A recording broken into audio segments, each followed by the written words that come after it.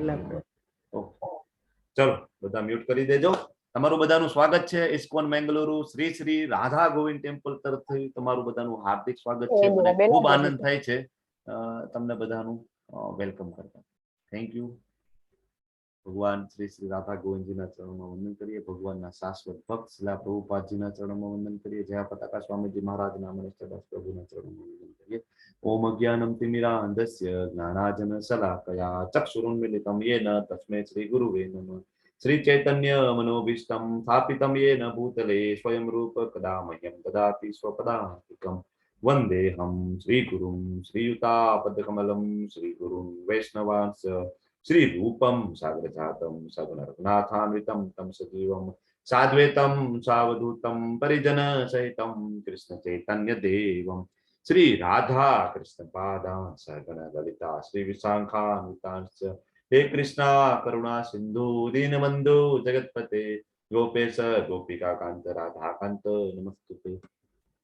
તપ્ત કાંચન ગૌરાંગી રાધે વૃંદાવનેશ્વરી વૃષભાનુસુતે દેવી પ્रणमामि हरि प्रिये. वाञ्छा कल्पतरुभ्यश्च कृपा सिन्धुभ्य एव च पतितानां पावनेभ्यो वैष्णवेभ्यो नमो नमः.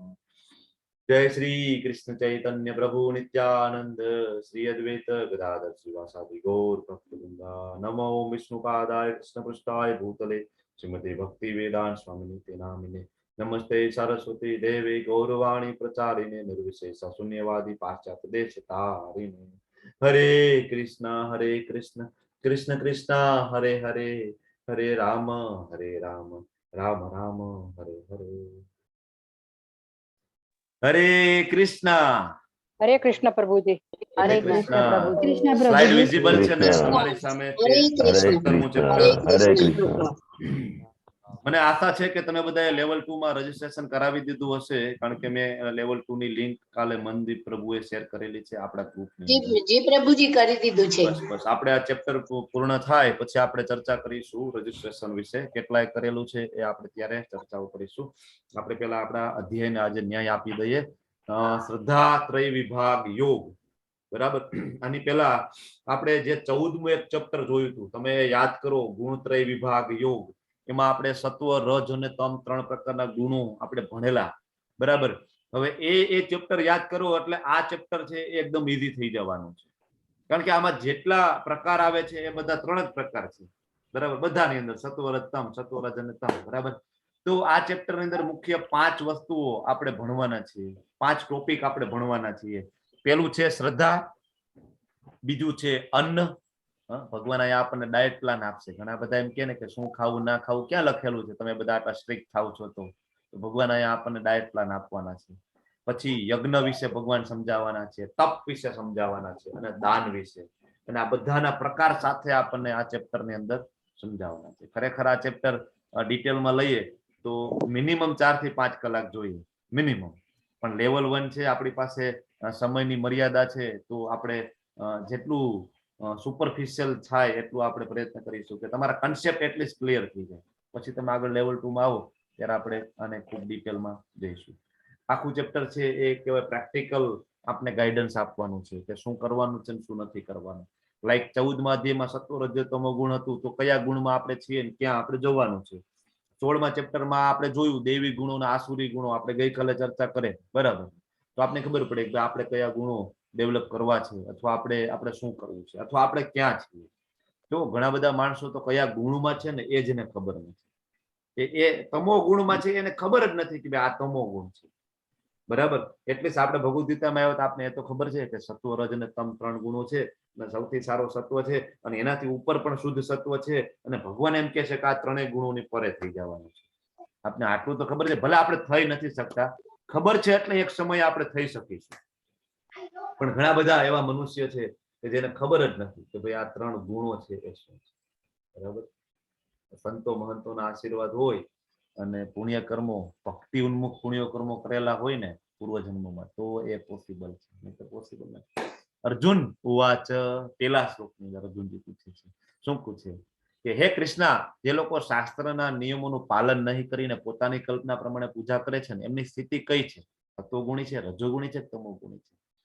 ઘણા બધા અત્યારે લોકો પૂજા કરતા હોય. બધાને એમાં ભારતીયોમાં શ્રદ્ધામાં કઈ ઘટે નહીં ભાઈ. શ્રદ્ધા તો હોય ને હોય, પછી ભલે એક વૃક્ષમાં હોય, કોઈ બાબામાં હોય, બરાબર ને, ગમે એમાં શ્રદ્ધા હોય, પિતૃમાં શ્રદ્ધા હોય, બાબામાં હોય, કોઈ ઝાડવામાં હોય, ઇવન કોઈ વ્યક્તિમાં શ્રદ્ધા હોય આપણને. હરે કૃષ્ણ. થોડું ધ્યાન રાખજો પ્લીઝ. ઓકે, એટલે ભારતની અંદર કહેવાય ને કે શ્રદ્ધામાં કઈ ઘટે નહીં, બધામાં ભરી ભરીને શ્રદ્ધા પડેલી છે. પણ જે શાસ્ત્રોની વિરુદ્ધની જે શ્રદ્ધા છે, જો અહીં અર્જુનજી પૂછે છે, ખૂબ પ્રેક્ટિકલ પ્રશ્ન છે. હવે અર્જુનજી તો ભગવાનના પ્રેમા ભક્તિમાં હતા. એને કઈ આની જરૂર નથી કે ભગવાન શાસ્ત્રોના નિયમો પાલન નહીં કરીને જે પૂજા કરે છે, બરાબર. એનામાં જે અર્જુનજીને કે 5 પાંડવોને આ જ્ઞાનની જરૂર નથી. એ તો ઓલરેડી કૃષ્ણને પ્રેમ કરે છે અને શાસ્ત્રોના નિયમ પ્રમાણે પ્રેમ કરે છે. તો આ બધા પ્રશ્નો કોના માટે પૂછે છે અર્જુન? આપણા માટે પૂછે છે. કારણ કે આપણે જો જ્યાં સુધી ભગવદ્ ગીતાનું જ્ઞાન નહોતું, તો આપણે પણ આપણી શ્રદ્ધા ડેવલપ નથી એટલી. તો કહેવાય કે ડિફરન્ટ જગ્યાએ આપણી શ્રદ્ધા લગાડેલી, બરાબર.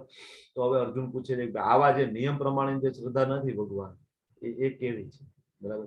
જો 16મા અધ્યાય નો ભાવાર્થ એ છે કે ભાઈ શાસ્ત્રના નિયમોનું પાલન વાળી શ્રદ્ધા એટલે કે જે દૈવી ગુણો છે, બરાબર. દૈવી ગુણો એટલે શું? કે શાસ્ત્રના નિયમોનું પાલન કરે છે. અને જે શાસ્ત્રના નિયમોનું પાલન નથી કરતા, મતલબ એ અસુરી તત્વ છે, બરાબર.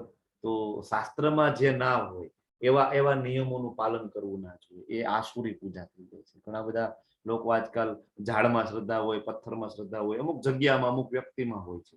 એટલે અર્જુન પૂછે છે, બરાબર. ઘણા બધા એવા માણસો છે કે એને વ્યક્તિમાં શ્રદ્ધા હોય, બરાબર.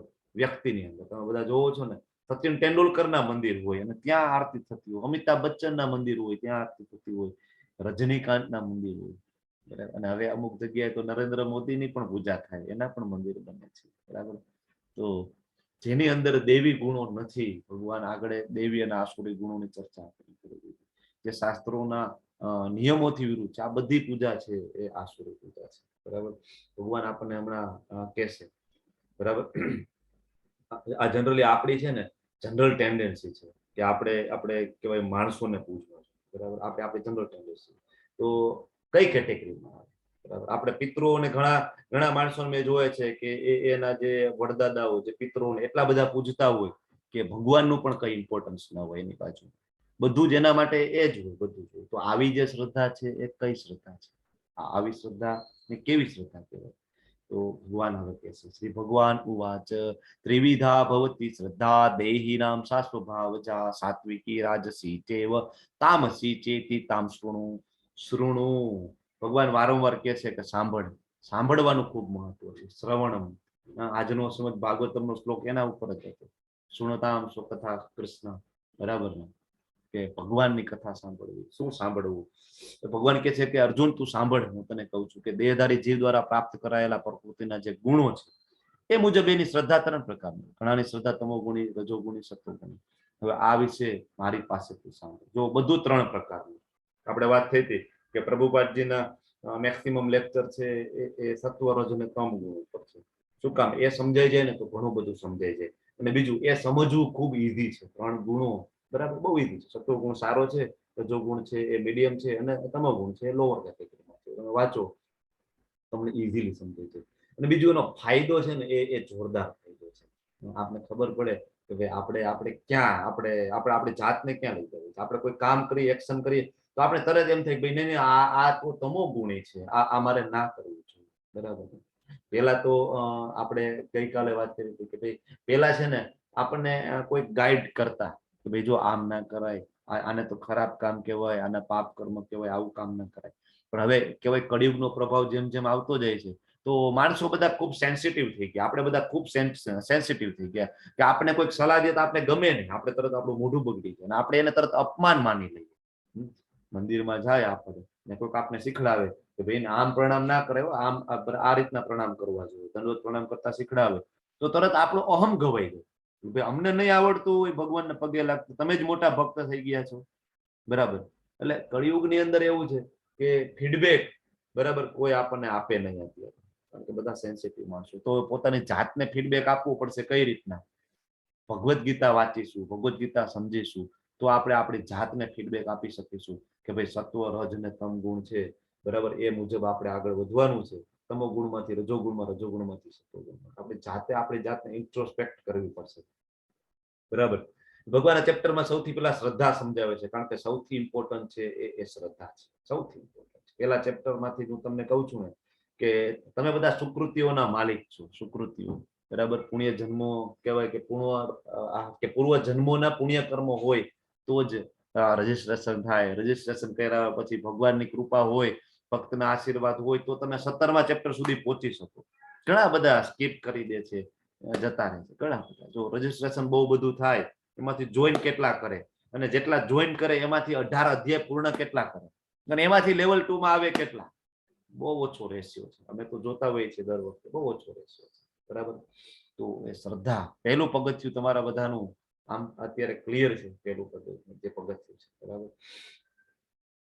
આગળ વધીએ તો હવે ભગવાન કહે છે કે સત્વગુણી મનુષ્યો છે દેવોને પૂજે છે. જો ભગવાન આ થોડી મોકળાશ આપે છે. આપણને એમ થાય કે ભગવાન તો એમ કે છે કે દેવોને પૂજે છે. ભગવાન એમ નથી કહેતા મને પૂજે છે. પણ ભગવાન આગળ વારંવાર કહી દીધું, બરાબર. મનમના ભવ મત ભક્તો મધ્યાજી મામ નમસ્કુરુ. બરાબર. તારું મન મારામાં લગાડ, બરાબર. મારી ભક્તિ કર, મારી પૂજા કર. પણ ભગવાન હવે અહીંયા થોડીક છૂટછાટ આપે છે, ભાઈ એટલીસ્ટ ચલો કઈ નહીં તો કઈ દેવોને તો પૂજે છે ને, એટલીસ્ટ એ એવું માને છે કે એના ઉપર કઈક ઓથોરિટી છે. બરાબર. એટલીસ્ટ ભલે ચાલો, બરાબર, દેવતાઓને તો માને છે. ભગવાન એમ કે ભગવાન એવું વિચારે કે એટલીસ્ટ ચલો મારા જે અધિકારીઓ છે, દેવી દેવતાઓ છે, ભગવાનના અધિકારીઓ છે, ભગવાનના ભક્તો છે, તો ભગવાન એવું માને છે કે ચલો આજે મારા અધિકારી પાસે ગયો ને કાલે એ મારી પાસે આવશે ખરું. એટલે ભગવાન કહે છે કે સત્વગુણી મનુષ્ય દેવોને પૂજે, રજોગુણી છે એ અસુરોની પૂજા કરે. આપણને એમ થાય કે ભાઈ અસુરોની કોણ પૂજા કરે? બરાબર. તો આપણે ગઈકાલે ચર્ચા કરી, ભાઈ અસુરો અત્યારે આપણા શરીરમાં જ અસુરો છે. બરાબર. દેવી અને આસુરી ગુણ અત્યારે એક કેવાય અલગ અલગ ગ્રહ ઉપર નથી, બધું અહીંયા જ છે. બરાબર. આપણે કોઈ એવા મનુષ્યની પૂજા કરતા હોય, માણસની પૂજા કરતા હોય કે જે આધ્યાત્મિક દ્રષ્ટિએ શૂન્ય હોય, એની પોતાની કોઈ સાધના ન હોય, એના પોતાના કોઈ કન્સેપ્ટ ક્લિયર ન હોય, શાસ્ત્રોનું કોઈ જ્ઞાન ન હોય, પોતાની કઈ ભક્તિ ના હોય, સાક્ષાત્કાર ના હોય, આવા માણસોની આપણે પૂજા કરતા હોય તો એ જે આસુરી પૂજા છે. હમણાં મેં તમને કીધું ને રજોગુણી, બરાબર, જે પૂજા છે રજોગુણી, બરાબર. આપણે ઘણા બધા આપણા રોલ મોડેલ હોય. હરે કૃષ્ણ. બેકગ્રાઉન્ડમાં કઈક માઇક ચાલુ રહે છે. જાનકી માતાજી. હરે કૃષ્ણ. ઓકે. તો અમિતાભ બચ્ચનની પૂજા થાય, નરેન્દ્ર મોદીની પૂજા થાય, બરાબર છે. અને આપણા રોલ મોડેલ, બરાબર, હીરો હિરોઈન આપણા રોલ મોડેલ હોય, બરાબર. હવે એ બધા ગુટકાની જાહેરાત કરે, અમુક શેર બજારની એપની જાહેરાત કરે, અને અત્યારનું યુવા ધનને કહેવાય ને તમો ગુણમાં ગરકાવ કરવાની કહેવાય કોશિશ કરે, ગુટકાની એડ કરે. મોટા મોટા સુપરસ્ટારો ગુટકાની એડ કરતા હોય, આલ્કોહોલની એડ કરતા હોય. એના માટે કોઈ નીતિ નિયમો ના હોય. પૈસા મળે એટલે એ ગમે તેની એડ કરે. એ વિચારે જ નહીં કે આ અમને માણસો ફોલો કરી રહ્યા છે અને એ પણ આ લેશે અને એના ફેમિલી બરબાદ થઈ જશે. બરાબર. આવા માણસોમાં આપણી શ્રદ્ધા હોય, આવા માણસોને આપણે ફોલો કરતા હોય ને તો આપણી એ શ્રદ્ધા છે એ આસુરી શ્રદ્ધા છે. આસુરી શ્રદ્ધા છે. બરાબર. શું કામ? આપણને એમ થાય કે ભાઈ એ માણસો કોઈને નુકસાન નથી કરતા, પણ જો આખા એક માસને, આખા એક સમાજને મિસગાઈડ કરવો ને, બરાબર, એ અસુરના ગુણો છે, એ રાક્ષસી ગુણો છે. કારણ કે એની જવાબદારી છે કે સમાજને યોગ્ય રસ્તે લઈ જવા. એને કોઈ ફોલો કરે છે તો સમાજને યોગ્ય રસ્તે લઈ જવા એની જવાબદારી છે. બરાબર. પણ એ કરતા નથી. તો આવી જે પૂજા છે આસુરી પૂજા છે. અને તમોગુણી પૂજા છે એ ભૂત પ્રેતની પૂજા છે. તમને એમ થાય અત્યારે ભૂત પ્રેતની પૂજા કોણ કરે?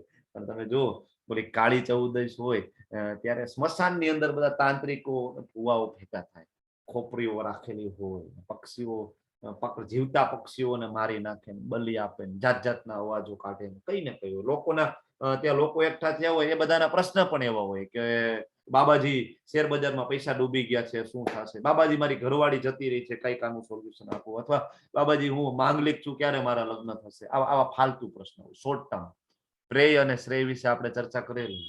શોર્ટ ટર્મ આવા બધા પ્રશ્નો પૂછે. બરાબર. તો આવી જે પૂજા છે એ તમોગુણી પૂજા છે. પણ જે લોકો કૃષ્ણની પૂજા કરતા હોય છે, જે લોકો ઠાકોરજીની પૂજા કરતા હોય છે, એ શુદ્ધ સત્વમાં છે. શુદ્ધ સત્વમાં કૃષ્ણની પૂજા છે એ આ બધાથી ઉપર છે. સત્વગુણની અંદર દેવી દેવતાઓની પૂજા હોય, પણ શુદ્ધ સત્વમાં તો રાધા કૃષ્ણની પૂજા હોય. જે લોકો ભગવદ્ ગીતા વાંચે, જે સમજવાની કોશિશ કરે, જે હરે કૃષ્ણ મહામંત્રનો જપ કરે, ભોગ લગાડે, એને આ વસ્તુની ખબર પડે કે ત્રણેય ગુણોથી પર થવું તો આપણે કોની પૂજા કરવી જોઈએ. બરાબર. ત્રણેય ગુણો, બરાબર, સત્વ રજ અને તમ, બરાબર.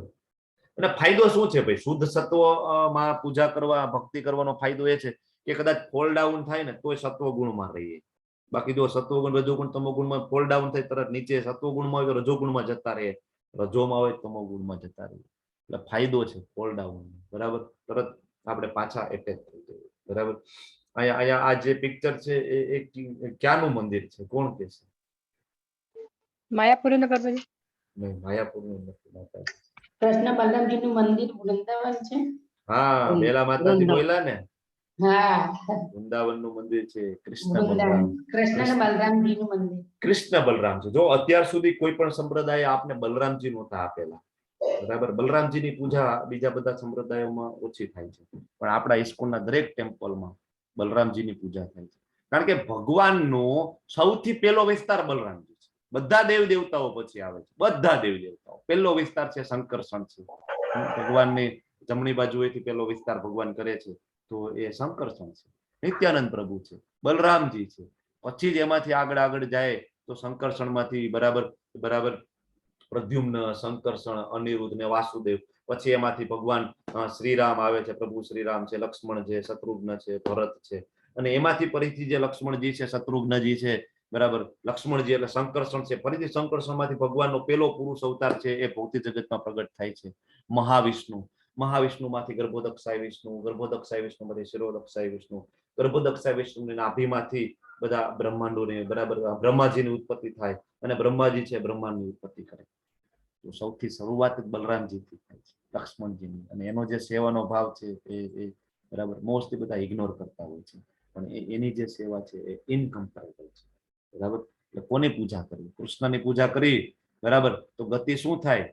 તો કે વૈકુંઠ મળે, ભગવાનનું ધામ મળે. દેવ દેવતાઓની પૂજા કરીશું તો સ્વર્ગની પ્રાપ્તિ થાય, રાક્ષસોની પૂજા કરીશું તો નરક મળશે, અને ભૂત અને પ્રેતની પૂજા કરીશું તો એવા ભૂતિયા ગ્રહો, બરાબર, મળશે. આનો આખો શ્લોક છે. આ તમને એમ થાય કે અહીંયા કહેવાય પ્રભુજીએ ખાલી કહી દીધું હોય, પણ તમે ભગવદ્ ગીતામાં જજો. અહીંયા આપણે બધા શ્લોક નહીં કવર કરી શકીએ ને, બરાબર. એટલે તમે જોજો કે તમે કોની પૂજા કરો છો, બરાબર. દેવી દેવતાઓની પૂજા કરો છો તો ભગવાન ત્યાં સમજાવે છે કે તમારી ગતિ છે સ્વર્ગમાં થાય. સ્વર્ગમાં થાય તો શું છે? ત્યાં પુણ્ય કર્મ પૂરા થાય તો પાછું અહીંયા આવવું પડશે. ક્ષીણે પુણ્ય મૃત્યુલોકમ વિશંતિ, પાછું અહીંયા આવવાનું છે. તો અલ્ટિમેટલી ગોલ તો આ છે. પછી અહીંથી અહીંયા જાય, અહીંથી અહીંયા જાય, અહીંથી જાય એનો કોઈ અર્થ જ નથી. સીધું અહીંયા જઈએ, બરાબર, તો જ મનુષ્ય જીવનનો ઉદ્દેશ્ય પરિપૂર્ણ થાય. ભગવદ્ ગીતા વાંચજો તમે. હવે ભગવાન છે એ અહીંથી આપણને ડાયટ પ્લાન સમજાવવાની કોશિશ કરે છે. તમને બધાને એમ થાય કે ભગવાન તો હંમેશા આપણે ઉપવાસ કરવાનું જ કે. એમાં આજ તો એકાદશી છે, તમને બધાને ખબર છે. આજે તમે બધાએ એકાદશીનો ઉપવાસ પણ કર્યા હશે, બરાબર. એકાદશી છે, તમને બધાને એમ થાય ભગવાન તો હંમેશા ઉપવાસ કરવાનું જ કે, ખાવાનું તો કે જ નહીં. નહીં, ભગવાન આખો ડાયટ પ્લાન આપે છે. સમજીને ખાવાનું છે, શું ખાવાનું છે, ક્યાં ક્યાં ચેન્જીસ કરવાના છે, એ ભગવાન આપણને અહીંયા સમજાવે છે. જોવો, હવે ભગવાન છે બધી વસ્તુના 3 પ્રકાર છે, સત્વ, રજ અને તમ. પેલા આપણે શ્રદ્ધાના 3 પ્રકાર જોઈ લીધા, સત્વ, રજ અને તમ. અને આપણે જોઈ લીધું કે આપણે એ 3 ગુણોથી ઉપર જતું રહેવાનું છે, ઠાકોરજીની સેવા કરવાની છે, બરાબર. એટલે શ્રદ્ધા વાળો કોન્સેપ્ટ ક્લિયર. હવે આપણે આગળ વધીએ છીએ.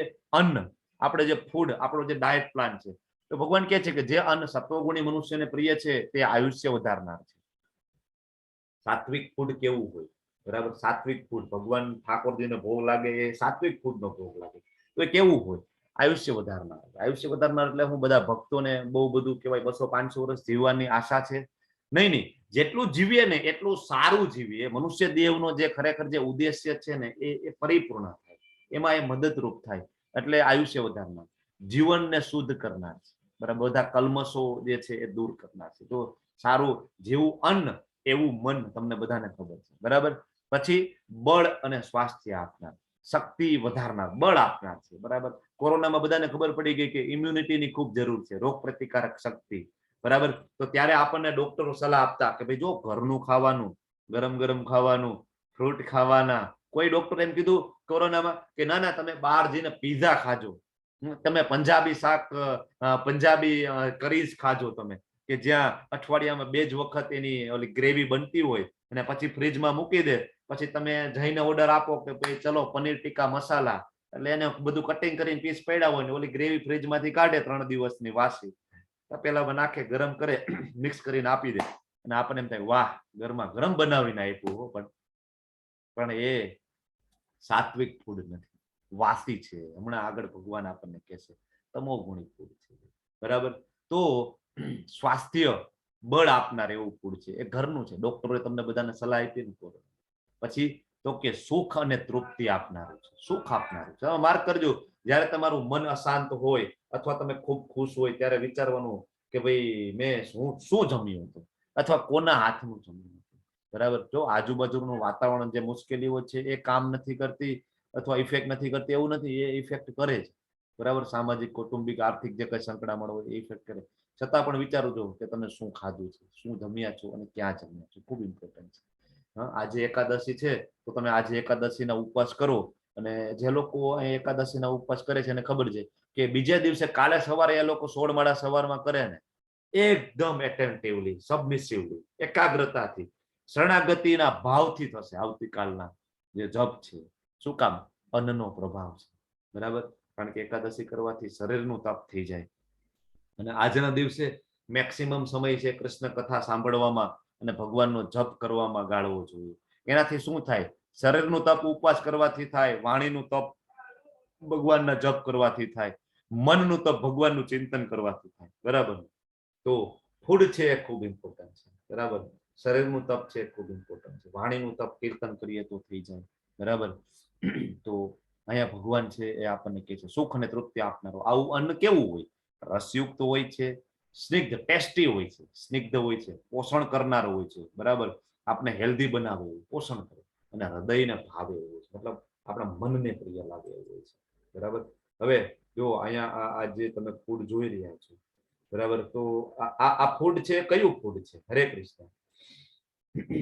હરે કૃષ્ણ. ગમે તે અનમ્યુટ કરીને બોલી શકશો. આ ફૂડ છે કયું ફૂડ છે? લેફ્ટ સાઈડ ભગવાનનો ભોગ છે, સાત્વિક છે. તમે જો માર્ક કરો, બધાની અંદર તુલસી પત્ર મૂકેલા છે. તમે ઘરે ઠાકોરજીને ભોગ લગાડો તો એક એક તુલસી પત્ર મૂકવાનું હોય. બરાબર. સાત્વિક ફૂડ હોય તો તમે આ રીતના ફૂલ પ્લેટ ઠાકોરજીને ભોગ લગાડી શકો. તમે બધા ઘણા બધા ભોગ લગાડો છો, મને ખબર છે. લગાડવું જોઈએ. જો આપણે જે કંઈ ખાઈએ ને એ 3 તબક્કામાં એ વેચાઈ જાય છે. 3 વસ્તુ અલગ અલગ બને છે. પેલો સૌથી મોટો ભાગ છે ને એ તો સ્ટૂલ બની જાય છે, મળ. અને વચ્ચેનો ભાગ છે એ શું થાય કે માંસમાં શોષાય અને બાકીનું આપણું જે શરીર છે એનું સિંચન થાય. અને સૌથી નાનો ભાગ છે, સૂક્ષ્મ ભાગ છે ને એ મનની અંદર, આપણા મગજની અંદર આધ્યાત્મિક પેશીઓ આવેલી છે. એને ડેવલપ કરવામાં એ વપરાય છે. બરાબર. એટલે કે ને આપણે કે જેવો અન્ન એવો ઓડકાર, એવું અન્ન એવું મન. બરાબર. પણ અત્યારે તો આપણને આવું બધું ખાવામાં જ ઇન્ટરેસ્ટ છે. બરાબર. તો યાદ રાખવાનું કે યુ આર ઓલવેઝ, બરાબર, you are what you it. તમે જે ખાશો એવા તમે બનશો. ભગવાન માટે ભોગ તૈયાર આપણે કરવો હોય તો એ સંપૂર્ણ સભાનતાથી એ ભોગ આપણે તૈયાર કરવો જોઈએ. સંપૂર્ણ સભાનતા હોય તો ઠાકોરજીનો ભોગ લગાડવો જોઈએ. બરાબર. કે જેટલો સમય તમે એ ભોગ લગાડો છો તો એ ભક્તિ છે. તમે માનસિક રીતના જોડાયેલા છો. તમને ભાન હોવું જોઈએ કે હું મારા ઠાકોરજી માટે ભોગ બનાવી રહ્યો છું. કૃષ્ણને પ્રેમ અને અવતરણ સાથે ઓફર કરવું. ભગવાનને 56 ભોગની જરૂર નથી. ભગવાનને પ્રેમની જરૂર છે. ભાવપૂર્વક ખાલી તમે, મેં તમને કીધું ને, પત્રમ પુષ્પમ ફલમ તો એમ ભગવાન આટલાથી સંતુષ્ટ છે. બરાબર. પછી ઓલું મિકેનિકલ ના હોવું જોઈએ. ભગવાનને ભોગ ધરી દીધો, ટીંગ ટીંગ ટીંગ ટીંગ ટીંગ ટીંગ ટોકડી વગાડી લીધી, ભાગી ગયા. જે કામ કરવું હોય પાછા આવી દીધા, ટીંગ ટીંગ ટીંગ ટીંગ ટોકડી વગાડી લીધી અને પ્લેટ લઈ લીધી. કોઈ ભાવ નહીં. તો હવે ઠાકોરજી છે એ 14 લોક, અસંખ્ય બ્રહ્માંડના અધિપતિ છે. બરાબર. સહસ્ત્ર સત લક્ષ્મી, હજારો લક્ષ્મી છે એની સેવાઓ કરી રહી છે. તો આપણને શું લાગે છે કે એને આપણા કહેવાય રોટલી શાકમાં એને ઇન્ટરેસ્ટ હશે ખરો? સહસ્ત્ર, હજારો લક્ષ્મી એની સેવાઓ કરી રહી છે. છતાં પણ આપણે ભગવાન પ્રત્યે ભાવ ડેવલપ કરવો પડે તો આપણો સંબંધ છે એ એમની સાથે સ્થાપિત થાય. બરાબર. યોગ્ય મૂળ, આપણું મૂળ હોવું જોઈએ. બરાબર. ભગવાનને આપણે જમાડીએ, આપણું યોગ્ય મૂળ હોવું જોઈએ. એવું નહીં કે ગમે એમ જમાડીએ, એમ ના ચાલે. સન્માનપૂર્વક. બરાબર. પ્રસાદનું સન્માન કરવું જોઈએ. જો જેને ભગવદ ગીતાના ક્લાસ એટેન્ડ નથી કર્યા એને તો ખબર નથી પ્રસાદનું શું મહત્વ છે, પણ તમને બધાને ખબર છે. બરાબર. એ બધાને તમે આપો તો એમાં એ કહેવાય ને કે મિસ્ટેક કાઢશે. બરાબર. કે ભાઈ આ જે દાળ છે ને એમાં બરાબર નથી, એમ ટેસ્ટી નથી. બરાબર. એ કહેવાય એમાંય કાઢશે. પણ જે લોકો ભગવાનના ભક્ત છે એ પ્રસાદનું ખૂબ સન્માન કરે. આપણે જોયું હતું ને દૈવી આસુરી ગુણોમાં, બરાબર. પછી 12મા અધ્યાયની અંદર ભગવાનને જે પ્રિય છે એ ભક્તના ગુણોમાં ભગવાન કહે છે મારો ભક્ત છે એ બધી પરિસ્થિતિમાં પહેલા છે, બરાબર. એ સંતુષ્ટ હોય છે, બરાબર. ક્યારેક પ્રસાદ ટેસ્ટી મળે તો એ ભગવાનનો ધન્યવાદ, અને ક્યારેક પ્રસાદ ટેસ્ટી નથી તો એ ભગવાનનો ધન્યવાદ. એકદમ બેલેન્સ હોય છે. અને આ પ્રસાદ લેવાના પરિણામો શું છે? આખી ચેતના બદલાઈ જાય, કોન્શિયસનેસ બદલાઈ જાય પ્રસાદ લેવાના. એવા મેજિકલ ઇફેક્ટ છે. પ્રભુપાદ અમેરિકામાં ગયા, બરાબર. એને ત્યાં જઈને એક જ કામ કરેલું હતું, બરાબર ને. થોમ્કિન્સન પાર્કમાં બેઠા અને હરિનામ કીર્તન ચાલુ કરી દીધું. સતત 3 કલાક સુધી હરે કૃષ્ણ કૃષ્ણ કૃષ્ણ હરે હરે, હરે રામ રામ રામ હરે હરે. અને એમ કરતા કરતા કરતા બધા અંગ્રેજો, બધા હિપ્પીઝો, બરાબર, એને રસ લાગે. ભગવાનના નામનો મહિમા છે, કાનમાં પડે અને ચેતના શુદ્ધ થાય. બધા આવીને ટોળું વળીને બેસી જાય છે. બધા પોતપોતાના ગિટાર લઈ આવે છે, કઈ ને કઈ લઈ આવે છે, અને પ્રભુપાદ સાથે કીર્તન કરે, નૃત્ય કરે, અને પ્રભુપાદ છે બધાને જમાડે છે. 70 વર્ષની વયે બધાને ગુલાબ જાંબુ, પૂરી, અલગ અલગ પ્રકારની સબ્જીઓ બનાવીને ખવડાવવું. આપણે આપણા માટે એક દૂધ નથી બનાવી શકતા સવારમાં, આપણે જાતે આપણા માટે, બરાબર. પાણીનો ગ્લાસ પીવો હોય તો આપણે તરત ઓર્ડર કરીએ, લઈ તો પછી પાણીનો ગ્લાસ લઈ તો. અને પ્રભુપાદ પોતે કહેવાય કે કેમિસ્ટ હતા. ખૂબ મોટી એમની સંપત્તિ હતી. એવું નહોતું કે ભાઈ એમની પાસે કઈ નહોતું, ખૂબ સંપત્તિના માલિક હતા. છતાં 70 વર્ષની ઉંમરે અમેરિકા જાય છે અને આ બધા હિપ્પીઝને જમાડે છે. અને ઇફેક્ટ શું થાય છે? 10 વર્ષની અંદર પ્રભુપાદ આખા વિશ્વની અંદર 108 મંદિરોની સ્થાપના કરે છે. હા, તમે IIM માં જાઓ ને, તમે IIM નું નામ સાંભળેલું હશે, કે જ્યાં બિઝનેસ મેનેજમેન્ટ ભણાવવામાં આવે છે, કે જેમાં એડમિશન લેવું એટલે લોઢાના ચણા ચાવવા બરાબર છે. મોટા મોટા વિદ્વાનો પણ એમાં એડમિશન લેવા માટે તલપાપડ હોય છે. IIM ની અંદર બિઝનેસ મેનેજમેન્ટમાં જ્યારે લેક્ચરો લેવાય ને, ત્યારે પ્રભુપાદને ભણાવવામાં આવે છે કે 70 વર્ષે એ માણસે 108 મંદિરો આખા વિશ્વમાં સ્થાપવા, કે જેની કોસ્ટ અબજો રૂપિયા છે. તમે તમારા પૈસે એક મકાન બનાવવું હોય તો આપણે 10 વર્ષમાં નથી બનાવી શકતા, આપણા પોતાના પૈસે. આ તો બીજાના પૈસે બનાવવું છે, અને આખા વિશ્વની અંદર 108 મંદિરો સ્થાપના કરવી 10 વર્ષની અંદર, એ કોઈ સામાન્ય વ્યક્તિનું કામ નથી. ભગવાનની ડાયરેક્ટ કૃપા હતી એમના ઉપર, તો જ એ શક્ય છે, બરાબર. પ્રભુપાદ આખા વિશ્વની અંદર ગમે તે ક્ષણે પ્રભુપાદની પૂજા થઈ રહી છે. તમને ખબર છે, આખા વિશ્વમાં ગુરુ પૂજા છે. આખા વિશ્વની અંદર એક પણ ખૂણો એવો બાકી નથી કે જ્યાં પ્રભુપાદનું પૂજા નથી થતી, જ્યાં કૃષ્ણની પૂજા નથી થતી, બરાબર. લગભગ 650 થી કરતા વધારે મંદિરો છે અલગ અલગ કન્ટ્રીમાં. તો બધા ટાઈમ ઝોન તમે વિચાર કરો ને, તો દરેક સેકન્ડે પ્રભુપાદની પૂજા થઈ રહી છે, ક્યાંક ને ક્યાંક થઈ રહી છે, ક્યાંક ને ક્યાંક થઈ રહી છે. તો એ કોઈ સામાન્ય વ્યક્તિ નથી. બિઝનેસ મેનેજમેન્ટમાં ભણાવવામાં આવે છે. ક્યારે? બરાબર. પ્રસાદનો ચમત્કાર એને બધાને દેખાડેલો છે.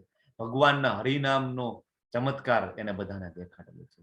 હવે અહીંયા આગળ ભગવાન આપણને સમજાવે છે કે ભાઈ રજોગુણી ફૂડ છે એ કેવું હોય છે. અતિશય કડવું હોય, ખાટું હોય, ખારું હોય, ખૂબ ગરમ હોય, તીખું તમતમતું હોય, આપણને ભાવે ને, લુખું બળતરા કરાવી નાખે એટલું અમુક તીખું ખાતા હોય છે. તો ભગવાન કે આવું ગુણ છે એ રજોગુણી છે. હવે રજોગુણી ફૂડ છે તો ભાઈ વાંધો શું છે ખાવામાં? તો તમે સત્વ, રજ અને તમો ગુણ ભણી ગયા છો 14મા અધ્યાયમાં, અને ત્રણેય ગુણોની ગતિ શું થાય છે એ પણ તમે જાણી ગયા છો. કે રજોગુણની ગતિ શું થશે? જન્મ મૃત્યુ જરા વ્યાધિના ચક્કરમાં ફરશું અને પાછા અહીંયા આવશું. તમો ગુણની ગતિ શું થશે? અધમ યોનિમાં જશું. સત્વ ગુણની ગતિ શું થશે? બરાબર, આપણે જાણી ગયા છીએ. રજોગુણી ફૂડ આપણે ખાઈશું તો આપણી ચેતના રજોગુણી થશે, રજોગુણી ચેતના થશે તો આપણે રજોગુણમાં રહીશું, બરાબર. ભગવાન કહે છે કે ખૂબ ખાટું, ખારું, ગરમ, તીખું, લુખું, બળતરા કરનારું આવું ફૂડ ખાય તો એ રજોગુણીને પ્રિય છે. અને આવું અંશે દુઃખ અને શોક તથા રોગ ઉત્પન્ન કરનારું છે, બરાબર. તમે કોઈ ડોક્ટર પાસે જાઓ, તમને એવી સલાહ આપશે કે તમે ખૂબ ખાટું ખાજો, ખૂબ ખારું ખાજો, ખૂબ તીખું ખાજો. કોઈ સલાહ આપશે? કોઈ ડોક્ટર નહીં કહે. બધા એમ કહેશે કે ભાઈ જમવામાં બેલેન્સ રાખજો. એમાં જે આયુર્વેદના ડોક્ટરો હોય ને, એ તો એકદમ સ્ટ્રિક્ટ હોય, ડાયટ પ્રત્યે એકદમ સ્ટ્રિક્ટ હોય, બરાબર. અને અત્યારે એલોપેથીના ડોક્ટર કહે છે ને, બીપી હોય તેમ કે ને ભાઈ નમક ઘટાડી નાખો, બરાબર. પેટમાં તકલીફ હોય, આંતરડાની તકલીફ હોય તો કે ને ભાઈ બહુ તીખું તળેલું બહારનું બંધ કરી દો, રીંગણા, બાજરો, મરચા બંધ કરી દો. તો આ બધું ડોક્ટરો કે છે ત્યારે આપણે માનીએ છીએ, પણ ભગવાન શ્રી કૃષ્ણ સાક્ષાત ભગવદ્ ગીતામાં કહીને ગયા છે આપણે શું જમવું જોઈએ.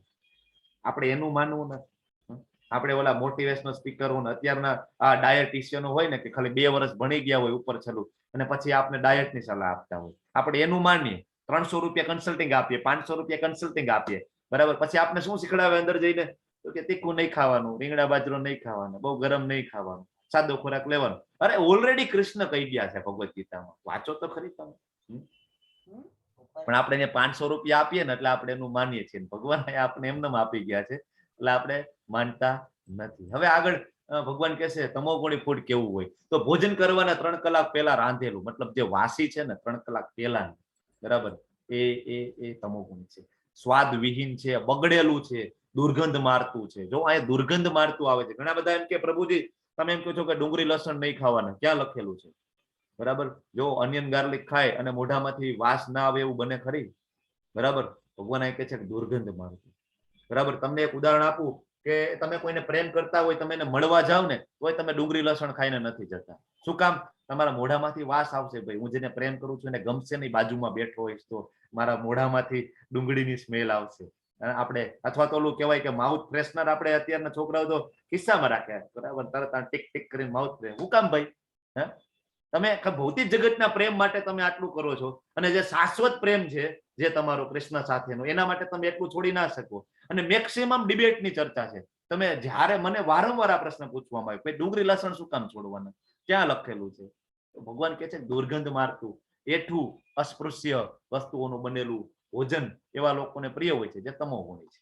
બરાબર, હવે અહીંયા તમને પ્રશ્ન થાય કે ભાઈ 3 કલાક પહેલા રાંધેલું ક્યાંથી અમને મેળ પડે પ્રભુજી? અમે તો સવારે ટિફિન લઈને જતા રહીએ છીએ જોબ કરવા માટે, અમારા જે પત્ની છે સવારમાં બનાવી આપે છે, અને અમારે તો બપોરે જ જમવું પડે. 3 કલાક પહેલાનું કહો તો ક્યાંથી અમને પોસિબલ બને? તો અમારે તમોગુણી થઈ જાય રોજે રોજ. પ્રભુપાદનો ભાવાર્થ વાંચો તો પ્રભુપાદ જો જ્યારે આચાર્ય આવે ને ત્યારે દેશ કાળ અને અનુલક્ષીને આપણને જ્ઞાન આપે. તો પ્રભુપાદ કહે છે કે એનો ભાવાર્થ તમે જરૂર વાંચજો. બરાબર, કે તમે ભગવાનને એક વખત ધરાવી દો ને, ભગવાનને ભોગ અર્પણ કરી દો ને, પછી ભલે તમે 6 કલાક પછી જમો, એ સત્વગુણી જ છે, એ તમોગુણી નથી. એટલે બેટર છે કે સવારે તમે ટિફિન લઈને જાઓ ને, ઠાકોરજીને ભોગ લગાવી જ દેવાનો, પછી એ ટિફિન ભરી દેવાનું, એમાં મિક્સ કરી દેવાનું થોડી થોડી બધી વસ્તુ, પછી તમે તમારે બપોરે 6 કહેવાય કે 1 વાગે જમજો 6 કલાક પછી. એ ફૂડ સત્વગુણી છે. બરાબર, અને એનું મિરેકલ છે. સ્પિરિચ્યુઅલી આપણે અપલિફ્ટ થાય. ભોજનનો ખૂબ ખૂબ મહત્વ છે, પ્રસાદનું ખૂબ મહત્વ છે. ઇવન ચૈતન્ય મહાપ્રભુ 3 જ વસ્તુ કહે છે: હરિનામ કીર્તન, બરાબર, અને પ્રસાદ, બરાબર, ભગવાનનો અને સાધુનો સંગ. બરાબર, આટલું કરીએ ને બહુ થઈ ગયું. બરાબર, પ્રભુપાદે કહે છે જો ઘણા માણસો છે ને આ ટાઈપની મીઠાઈ ખાતા હોય. બરાબર, અને ફોરેનમાં હમણાં તો આપણે કોરોનામાં જોયું ને, બધા ચાઇનીઝ માણસો કેવું ખાતા હોય છે, જીવતે જીવતા ખાઈ જાય છે. બરાબર, ઓલા કઈક જ્યુસ હતું ને, બરાબર, મને યાદ નથી, બેટનું ચામાચીડિયાનું જ્યુસ પીતા હોય છે. બરાબર, ના ખાવાની વસ્તુ ખાય, પછી આવી બીમારીઓ આવે ને. બરાબર, તો આ સાત્વિક, રાજસિક અને તામસિક આવા આપણા ફૂડની આપણે બધી ચર્ચા કરી. તો આપણે યાદ રાખવાનું કે ભાઈ આપણે કઈ કેટેગરીનું ફૂડ લઈ રહ્યા છીએ અને આપણે શું સુધારો કરવાનો છે. સાત્વિક ફૂડમાં બેલેન્સ માઇન્ડ રહે, બરાબર, એકદમ શાંત હોય, પોઝિટિવ એનર્જી હોય, શું કરવું શું ના કરવું ને એ ખબર હોય. જે લોકો રાજસિક ફૂડ લેતા હોય ને, બરાબર, એને એમ હોય કે હું આ કરી નાખું, હું તે કરી નાખું, અનિયંત્રિત ઈચ્છાઓ હોય, ખૂબ ખાટું, ખૂબ તીખું, ખૂબ ખારું ખાતા હોય ને, એની ઈચ્છાઓ બધી આવી, હું તો આ કરી નાખું, તેમ કરી નાખું, પેશનેટ હોય. બરાબર, તમોગુણી હોય નેગેટિવ, બરાબર, નેગેટિવ એનર્જી, પથ્થરની જેમ પડ્યા હોય. બરાબર, તો ફૂડનું આ ઇમ્પોર્ટન્ટ આપણને ભગવાન સમજાવે છે. હવે ભગવાન અહીંથી આપણે યજ્ઞ વિશેનું જ્ઞાન આપી રહ્યા છે કે જે યજ્ઞ શાસ્ત્રોક્ત વિધિ પ્રમાણે કર્તવ્ય સમજીને ફળની આકાંક્ષા નહીં રાખનારા લોકો દ્વારા કરવામાં આવે ને, એને સાત્વિક યજ્ઞ કહેવાય. જો સાત્વિક યજ્ઞ કોને કહેવાય? આ બધું આપણે શું કામ સમજવું જોઈએ? તો આ બધું ખાલી સમજવાથી આપણું અજ્ઞાન દૂર થઈ જાય, આપણે ખબર પડી જાય કે આપણે કેવું કર્મ કરવાનું છે. યજ્ઞ એટલે શું? હરે કૃષ્ણ. યજ્ઞ એટલે ઓલો સ્વાહા સ્વાહા વાળું યજ્ઞ કરવાનું, એના પ્રકારો અહીં સમજાવી રહ્યા છે ભગવાન. જપમાળા, પછી બીજું હરે કૃષ્ણ. જયેન્દ્રજી બોલો. યજ્ઞ નહીં, તમે મ્યુટ છો. હવે બરાબર છે, બોલો. હરે કૃષ્ણ. હા, શાસ્ત્રમાં જે વિધિ વિધાન આપેલા છે એ પ્રમાણે કાર્ય કરવું, એ આપણે યજ્ઞ કહીએ. બરાબર છે. હજી થોડુંક હું તમને ટુ ધ પોઈન્ટ લઈ જાઉં કે કૃષ્ણની પ્રીત્યાર્થે જે કઈ કરવું ને, ભગવાનની પ્રસન્નતા માટે જે કઈ કરવું, એ બધું યજ્ઞ છે. બધું યજ્ઞ. અત્યારે આપણે બધા બેઠા બેઠા અહીંયા યજ્ઞ કરી રહ્યા છીએ. બરાબર. હું પણ આ યજ્ઞ કરું છું મારી ઘરે બેઠા બેઠા, અને તમે બધા તમારા ઘરે બેઠા બેઠા યજ્ઞ કરી રહ્યા છો. બરાબર છે. આપણે આપણું કર્તવ્ય સમજીને, આમાં આપણને કોઈ ફળની આશા નથી. હું એ ક્લાસ લઉં છું, મને કોઈ ફળની અપેક્ષા નથી, મને અહીંથી સેલરી મળવાની નથી, મને કોઈ ફળની આશા નથી. તમે બધા તમારું 1.5 કલાક અહીંયા રોજ ઇન્વેસ્ટ કરો છો, તમને પણ કઈ આશા નથી કે ભાઈ અહીંથી કઈ બહુ મોટા સર્ટિફિકેટ મળશે, મારે તો જોબમાં સર્ટિફિકેટ મારે કામ આવશે, મારી સેલરી વધી જશે, મારું પ્રમોશન થઈ જશે. કોઈ ફળની અપેક્ષા નથી. બરાબર. તો આ રીતના જે કઈ કામ કરવામાં આવે ને, તો એને કહેવાય સાત્વિક. પ્રભુપાદ છે એમના ગુરુના આદેશથી જાય છે ફોરેનમાં. બરાબર. અને એ પોતાનું કર્તવ્ય સમજીને આ બધું કરે છે. 70 વર્ષની વયે આ કરવું એ ઇમ્પોસિબલ છે, નિયર ટુ ઇમ્પોસિબલ છે. 70 વર્ષે ઘરની બહાર નીકળવું ને એ પણ અઘરું છે. બરાબર. તો આપણે આપણી ડ્યુટી સમજીને, આપણે આપણું કર્તવ્ય સમજીને આપણે મંદિરે જઈએ, જપ કરીએ, ભગવાનને ભોગ ધરીએ, ભગવાનનું નામ લઈએ. બરાબર. તો એ સાત્વિક કર્મ છે. બરાબર. કળિયુગની અંદર યજ્ઞ શું છે? હરે કૃષ્ણ કૃષ્ણ કૃષ્ણ હરે હરે, હરે રામ રામ રામ હરે હરે. યજ્ઞ નામ જપ યજ્ઞોસ્મી. શ્રીમદ ભાગવતમમાં કહે છે, બૃહદ નારદીય પુરાણની અંદર પણ કહે છે, ચૈતન્ય ચરિતામૃતમાં પણ રેફરન્સ છે. અને ભગવાન ઘણા બધા એમ કે હરે કૃષ્ણ મહામંત્રનો રેફરન્સ ક્યાં છે? તો હું તમને એક જ શબ્દમાં કહી દઉં કે કૃષ્ણજી સાક્ષાત જ્યારે ચૈતન્ય મહાપ્રભુ સ્વરૂપે આવે છે ધરાતલ ઉપર, તો એ જ હરે કૃષ્ણ મહામંત્ર આપે છે. બીજા કોઈ રેફરન્સની જરૂર નથી. સાક્ષાત શ્રી કૃષ્ણ જ્યારે આવે છે, ભક્ત વત્સલ, એકદમ મરસી અને દયાના અવતાર ચૈતન્ય મહાપ્રભુ જ્યારે કૃષ્ણ સ્વરૂપે અવતરિત થાય કળિયુગમાં, તો એ આપને હરે કૃષ્ણ મહામંત્ર આપીને જાય છે કે ભાઈ હરિનામનો જાપ કરો તમે અને કૃષ્ણ પ્રેમ લઈ જાઓ. કોઈ કન્ડિશન નથી, તમે જેવા છો એવા જ, કોઈ કન્ડિશન નથી. એટલે આપણે બધા હરે કૃષ્ણ મહામંત્રનો જપ કરીએ છીએ. ઘણા બધા ક્લાસમાં જોઈન થાય અને 4થા 5મા ચેપ્ટર આપણે હરે કૃષ્ણ મહામંત્રની માળા કરાવીએ, તો હું ઘણી વખત માર્ક કરતો હોય, બીજા ત્રીજા દિવસે લીવ થઈ જાય. બરાબર. એને એમ થાય કે ભાઈ અહીંયા તો આ લોકો એના સંપ્રદાય વિશે ભણાવે છે, પણ ઇસ્કોન એ કોઈ સંપ્રદાય નથી. ઇસ્કોન પ્રભુપાદ કહે આ કોઈ સંપ્રદાય નથી, આ સનાતન ધર્મ છે. અહીંયા આપણે ક્યાંય હિન્દુ મુસ્લિમ જાતિવાદની કોઈ ચર્ચા કરી રહ્યા નથી. અહીંયા આપણે કોઈ ભારત દેશની કે ગોરા અથવા કાળાની કોઈ ચર્ચા નથી કરી રહ્યા. અહીંયા આપણે સનાતન ધર્મ જે આપણો છે, કૃષ્ણ સાથેનો જે આપણો શાશ્વત પ્રેમ છે, એની વાત કરી રહ્યા.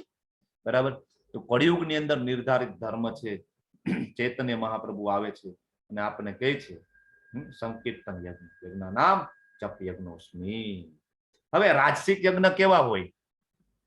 તો જે યજ્ઞ અમુક દુનિયાવી લાભ કે ગર્વ ખાતર કરવામાં આવે ને, આ બધા જે યજ્ઞ છે એ રજોગુણી યજ્ઞ છે. બરાબર. મોટા ભાગે અત્યારના જે કઈ યજ્ઞો છે એ આ કેટેગરીમાં આવે. આપણે ઘરે પણ વાસ્તુ પૂજન માટે યજ્ઞ કરીએ તો આપણે એમાં ફળની આશા છે કે ભાઈ અમને આ મકાનની અંદર બધું શુભ થવું જોઈએ, અમે આમાં હેરાન ના થવા જોઈએ. નવચંડી યજ્ઞ કરીએ. બરાબર. પછી આપણે બધા ગેસ્ટને બોલાવી આપણું સન્માન કરે કે ભાઈ તમે ખૂબ સારો યજ્ઞ કર્યો ભાઈ, ખૂબ સરસ, વાહ વાહ વાહ, સરસ, મજા આવી. બરાબર. એટલે આપણને એમ થાય વાહ. બરાબર. આપણે યજ્ઞ આના માટે જ કરેલું હોય. બરાબર. મોસ્ટલી તમે જુઓ કે આપણે સારું કામ કરીએ, બધાને ભેગા કરીએ અને બોલાવીએ, તો આપણે એની પાછળ આપણો એક માનની આપણી ભાવના છે, સુસુપ્ત આપણામાં રહેલું જ છે કે ભાઈ માન મેળવવું, યશ મેળવવું. તો આ બધા જે કઈ કામ છે ને એ રજોગુણી કામ છે. હવે ભગવાન કહે છે કે શાસ્ત્રોક નિર્દેશોની ઉપેક્ષા કરીને પ્રસાદ વેચ્યા વગરનો જે બરાબર યજ્ઞ છે, જે વેદ મંત્રોનો ઉચ્ચારણ વગરનો જે યજ્ઞ છે, પુરોહિતોની દીક્ષા આપ્યા વિનાનો જે યજ્ઞ છે, શ્રદ્ધા વગર કરવામાં આવે છે ને, આ યજ્ઞને તમોગુણી યજ્ઞ કહેવાય. તમોગુણી યજ્ઞનું કોઈ ઉદાહરણ મને આપશે? હરે કૃષ્ણ. અત્યારે પ્રેક્ટિકલી આપણે બધા આજુબાજુમાં જોઈ રહ્યા છીએ તમોગુણી યજ્ઞ થતો હોય છે. એનું કોઈ ઉદાહરણ મને આપશે? હરે કૃષ્ણ. જો અત્યારે લગ્નની અંદર યજ્ઞ થતો હોય છે, ભગવાનનું આહવાન કરતા હોય છે. હવે એ પણ એક યજ્ઞ છે. શાસ્ત્રમાં ત્યાં સુધી લખેલું છે કે લગ્ન છે ને એ સામાજિક પ્રસંગ નથી, એ એક આધ્યાત્મિક પ્રસંગ છે. ભગવાનને આહવાન કરીએ છીએ. બરાબર. એક આધ્યાત્મિક પ્રસંગ છે. પણ આપણે શું કરીએ છીએ? બરાબર. પ્રસાદ વેચ્યા વિના વેદ મંત્રોનું ઉચ્ચારણ કરીએ. આપણે મોટા ભાગનો સમય છે ને લગ્નની અંદર ફોટાવાળાને આપીએ છીએ. બરાબર. અને બીજો મોટા ભાગનો સમય છે એ માતાજીઓ પાર્લરને આપે છે. સવારના 3 વાગ્યાથી 4 વાગ્યાથી માતાજીઓ પાર્લરમાં જાય તો છેક 8-9 વાગે બધા રાહ જોતા હોય ને ત્યારે છેક આવે. અને પછી આવી અને સૌથી વધારે ઉતાવળ ક્યાં કરાવવામાં આવે? બ્રાહ્મણની બાજુમાં જાય, ભાઈ થોડુંક ભાઈ જલ્દી કરજો, ઉતાવળ છે અમારે, વિદાયનું અમારે જે ટાઈમ છે એ જતો રહે છે. એને પેલા ઉતાવળ નથી, પાર્લરમાં ઉતાવળ નથી, બીજે ક્યાંય ઉતાવળ નથી, પછી બહાર દેખાવો કરવાનો હોય, બરાબર ને, ખૂબ મોટા ઓલા બેન્ડ પાર્ટી ને બધું લઈ આવેલા, ખૂબ પૈસા ઉડતા હોય, ત્યાં ઉતાવળ નથી. પણ એક જ જગ્યાએ ઉતાવળ આવશે, જ્યાં ખરેખર મંત્રોનું ઉચ્ચારણ થવાનું છે, જ્યાં ભગવાનનું આહવાન કરવાનું છે, બરાબર, ત્યાં એને ઉતાવળ આવશે. લાખો રૂપિયા અત્યારે પ્રી વેડિંગ શૂટમાં વાપરવામાં આવશે, લાખો રૂપિયા. તમને બધાને આશ્ચર્ય થશે, 5-5, 6-6 લાખ, 10-10 લાખના ખાલી પ્રી વેડિંગ શૂટના પેકેજ અત્યારે ચાલી રહ્યા છે, કે લગ્ન પહેલાનું ફોટો શૂટ કરવામાં આવે. લગ્નનું તો જુદું, બરાબર, આટલા બધા રૂપિયા વાપરવામાં આવે. પણ જયારે લગ્નમાં બ્રાહ્મણને દક્ષિણા આપવાની વાત થાય તો ત્યાં આપણે બાર્ગેનિંગ કરતા હોઈએ છીએ. 1100 રૂપિયા તો બહુ થઈ ગયા, આટલા બધા થોડા હોય, બહુમાં બહુ તો ભાઈ 2100 રૂપિયા, ચલો આનાથી વધારે ના હોય, બરાબર. ત્યાં આપણે 1100, 2100, 5100 રૂપિયામાં તો આપણું પૂરું થઈ જાય, બરાબર. પણ આપણે ફોટા વાળા જે આવે ને એને આપણે એની પાછળ આપણે લાખો રૂપિયા પગાર કરીએ છીએ. તો આ પણ એક તમોગુણી યજ્ઞ નું પ્રકાર અત્યારે થતો જાય છે જગતની અંદર. ભસ્માસુર, બરાબર, આ તમને ખબર જ છે, બરાબર ને, શિવજીને પ્રસન્ન કરે છે, યજ્ઞ કરે છે, બરાબર ને. રજોગુણી તમોગુણી વાળા જે બધા જેટલા છે ને, રજોગુણ તમોગુણ વાળા, એ બધા બ્રહ્માજી અને શિવજીને જ એપ્રોચ કરે. કોઈ વિષ્ણુની પૂજા ના કરે, કોઈ કૃષ્ણની પૂજા ના કરે. એને ખબર છે, બરાબર, મહાદેવ ખૂબ દયાળુ છે, મહાદેવની પૂજા કરે. ભસ્માસુર છે એને બધા ઉપર કંટ્રોલ કરવો હતો, તો એના પોતાનું શરીરને કાપી કાપીને હવનમાં નાખે છે, બરાબર. અને એને પોતાને સુપ્રીમ કંટ્રોલર બનવું હતું. તો શિવજી પાસે વરદાન માંગે. શિવજી તો બરાબર દયાના સાગર છે, તરત આવે, પ્રગટ થાય, બરાબર, બોલ ભાઈ શું જોઈશે, વરદાન આપો, અમર થઈ જાવ. શિવજી કે ભાઈ અમર થવાનું વરદાન તું ક્યાં વાત કરે છો, બરાબર. પછી કે છે કે એવું વરદાન આપો કે જેના ઉપર હાથ મૂકું ને એ ભસ્મ થઈ જાય. શિવજી કે તથાસ્તુ, બરાબર. ભસ્માસુર છે શિવજીની પાછળ જ દોડે છે, બરાબર, કે હવે તો શિવજીની માથે જ હાથ મૂકી દઉં અને એમને જ ભસ્મ કરી દઉં અને હું કહેવાય કે કંટ્રોલ બની જાય. તો આ બધા યજ્ઞ છે એ તામસિક યજ્ઞ કહેવાય. વિષ્ણુજી આવે છે, વિષ્ણુજી કહે છે ભસ્માસુર કે ભાઈ તું આના ઉપર વિશ્વાસ કરે છે, આના વરદાન ઉપર વિશ્વાસ કરે છે, ખોટા છે એના વરદાન સાચા ન હોય, તારે ટ્રાય કરવી છે, તું એક વખત તારા માથા ઉપર હાથ મૂકી જો, તો ટ્રાય કરજો. અને ટ્રાય કરે છે ત્યાં ભસ્મ થઈ જાય છે.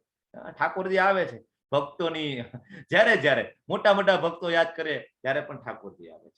અને મોટા મોટા ભક્તો છે હંમેશા ઠાકોરજીની પ્રસન્નતા માટે કામ કરતા હોય છે. જયારે અઘરામાં અઘરું કામ હોય છે ને, અઘરામાં અઘરું કામ છે, ત્યારે શિવજી ઉપસ્થિત હોય છે. શિવજી ઉપસ્થિત હોય. જયારે વામન દેવ એનો પગ ઊંચો કરે છે અને જે કારણોદક્ષા વિષ્ણુ જે કારણોદક્ષા જે સમુદ્ર છે, બરાબર, એ જે લેયરમાં કાણું પડી જાય છે અને કાળ સમુદ્રનું જળ છે એ ભગવાનનો પગ ધોઈ, વામનદેવનો પગ ધોઈને નીચે આવે છે, બરાબર. તો એનો પ્રવાહ એટલો બધો હોય છે કે એ કદાચ ડાયરેક્ટ પૃથ્વી ઉપર પડે ને તો પૃથ્વીનો નાશ કરી નાખે. તો શું કરવાનું? તો શિવજી કે હું છું ને ભગવાન, તમે ચિંતા નહીં કરો, આવા દો, બરાબર. હું મારી જટામાં આખી ગંગાને હું સમાઈ લઉં છું. ગંગાજી કે છે શ્યોર ને તમે શિવજી? હા, ચિંતા નહીં કરો, મારા ઠાકોરજીની સેવા કરવા માટે તો હું ગમે તે કરું. શિવજી તરત જટા છોડે છે, ગંગાજી એમાં જાય છે, જટા બાંધી દે છે, પૂરું. પણ હવે આ ભગીરથ કાર્ય જે કરેલું હતું ભગીરથ રાજાએ, એ કહેવાય પૃથ્વી માટે હતું, કે ગંગાજીને અવતરિત કરવાના હતા. તો શિવજી પછી કહેવાય ને એક જટા નાની એવી લટ છોડે છે, એક લટ છોડે છે. અને જે અત્યારે તમે બધા હરિદ્વાર જાઓ છો, હરકી પેઢી, અને એ ખાલી ભગવાન મહાદેવની એક લટ માંથી આવતી ગંગાજી છે. તમે વિચાર કરો, આખી જટા છોડી દે તો શું થઈ જાય? પૂરું થઈ જાય, વિનાશ થઈ જાય. તો ભગવાનના ભક્તો પાસે આટલી શક્તિ છે, શિવજી પાસે પણ આટલી શક્તિ છે. વિચાર કરો તો ઠાકોરજી પાસે કેટલી શક્તિ હશે, બરાબર. તો પરમેશ્વર, બ્રાહ્મણો, ગુરુ તથા માતા પિતા જેવો વડીલોની પૂજા કરવી, પવિત્રતા, સરળતા, બ્રહ્મચર્ય, અહિંસાનું પાલન કરવું એ શારીરિક તપ છે. હવે જો અહીંયા તપની વાત ચાલુ થઈ છે, એમાં પેલું શારીરિક તપની વાત થઈ રહી છે. આપણે યજ્ઞની વાત જોઈ લીધી, અન્નની વાત જોઈ લીધી અને શ્રદ્ધાની વાત જોઈ લીધી, બરાબર, સમજી ગયા. હવે તપની વાત કરે છે. જો ભગવાન કેટલું સુંદર ગાઈડન્સ આપે છે. તમે તમારા બાળકોને ભગવદ ગીતા સમજાવો તો બાળકો તમારી રિસ્પેક્ટ કરે, કારણ કે ભગવાન પોતે અહીં કહે છે જો માતા પિતા વડીલોની પૂજા કરવી જોઈએ. તમે તમારા બાળકને ડાયરેક્ટ કહેશો કે મને પગે લાગ તો એ ના લાગે, બરાબર. અથવા એને એમ થાય કે કહેવાય કે આમને ઘમંડ છે, અભિમાન છે. પણ તમે ભગવદ ગીતા એને વંચાવો, બરાબર, એની અંદર બધા ગુણો ડેવલપ થાય. ઘણા બધા એમ કે ગુરુની પૂજા કરવાની ક્યાં લખે છે? તમે પ્રભુપાદની પૂજા કરો છો, ગુરુ પૂજા કરો છો, તો શ્રીમદ ભાગવતમમાં કહે છે, ભગવદ ગીતામાં ભગવાન સાક્ષાત પોતે કહે છે કે પરમેશ્વર એટલે ભગવાન શ્રી કૃષ્ણ પોતે, પછી બ્રાહ્મણો એટલે જે કર્મથી બ્રાહ્મણો છે, એ જે ગુણથી બ્રાહ્મણો છે, એ જન્મથી બ્રાહ્મણો નહીં, જેના ગુણ અને કર્મ બ્રાહ્મણોના છે, બરાબર, કે જે આખા સમાજનું કહેવાય કલ્યાણ કરવા માટે ભગવાનનું જ્ઞાન વેચી રહ્યા છે, બરાબર. બ્રાહ્મણોનો ગુણ છે આ. તો ગુરુની પૂજા કરવી જોઈએ, માતા પિતા વડીલોની પૂજા કરવી જોઈએ, બરાબર. ભગવાન અહીંયા આપણને સમજાવે છે. આપણે આપણા બાળકોને શીખડાવવાની જરૂર નહીં પડે, તમે કરશો તમારા બાળકો તમને ફોલો કરશે, ખાલી તમારે કરવું પડશે પહેલા. બાકી તમે આખો દિવસ મોબાઈલમાં મચશો, યુટ્યુબ ઇન્સ્ટાગ્રામમાં ફેસબુકમાં હશો, તો ઓબ્વિયસલી તમારું બાળક યુટ્યુબ ઇન્સ્ટાગ્રામ ફેસબુક મચવાનું છે. તમે ભવિષ્યમાં એમ કહેશો કે ભાઈ મારું બાળક મને સાચવતું નથી, મને હેરાન કરે છે, અને અમે તો વૃદ્ધાશ્રમમાં જતા રહીએ, અમારા કયા કર્મોના ફળ હશે, પછી આપણે ત્યારે વિચારીએ, બરાબર. પણ તમે જ્યારે યુવાન હોય આપણે, ત્યારે આપણે ક્યારેય વિચારતા નથી કે આપણે આપણા બાળકને સાચા રસ્તે મોકલવા માટે આપણે આપણા ધર્મગ્રંથોનું જ્ઞાન આપવું જોઈએ, ભગવદ્ ગીતાનું જ્ઞાન આપવું જોઈએ. અત્યારથી જો આ જ્ઞાન આપીએ, બરાબર, તો એ મુશ્કેલીઓ ક્યારે આવતી નથી, બરાબર. ઘણા બધા એમ કે ભાઈ તમે તમારા બાળકોને નાનપણથી તમે કહેતા શીખડાવો છો, ભારતની અંદર રિસ્પેક્ટ આપતા શીખડાવો છો. તમે ફોરેન જાઓ, તમે જો એ લોકોનો કોન્ફિડન્સ કેવો છે, બધાને યુ કહેવાનું.